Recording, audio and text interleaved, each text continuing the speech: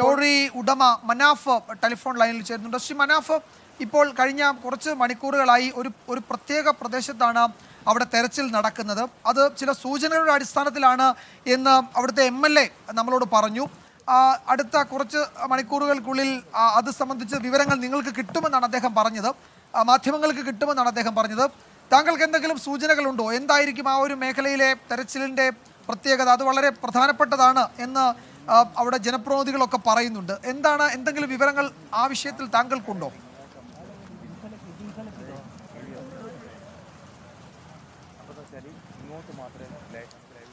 പറഞ്ഞ സ്ഥലമാണ് അത്. ആ സ്ഥലം തന്നെയാണ്. അവിടെ തന്നെയാണ് ഇപ്പൊ ചെക്ക് ചെയ്ത് കൊടുക്കുന്നത്. ഒരു കാര്യം എന്താ പറഞ്ഞാല് ഔദ്യോഗികമായിട്ട് ഇപ്പൊ ഒന്നും പറയാൻ പറ്റാത്തൊരു സമയമാണ്. കുറച്ചേരം കൂടി കാത്തു നിന്ന് കഴിഞ്ഞാൽ അതിന്റെ ക്ലിയർ പിക്ചർ കിട്ടും നമുക്ക്. ഹലോ,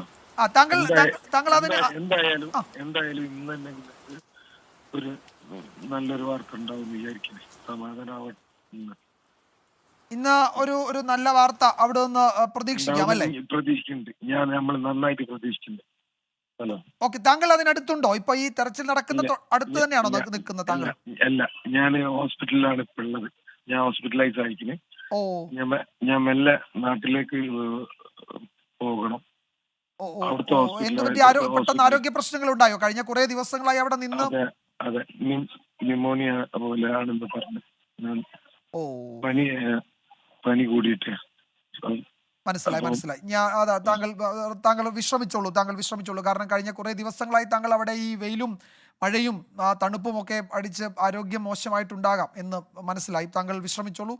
ലോറി ഉടമ മനാഫാണ് നമ്മളോട് സംസാരിച്ചത്. അദ്ദേഹം ന്യൂമോണിയ പോലെ അദ്ദേഹത്തിന് കലശലായ പനിയാണ്, ആശുപത്രിയിലാണ്, നാട്ടിലേക്ക് അദ്ദേഹം മടങ്ങുകയാണ് എന്നാണ് പറഞ്ഞത്.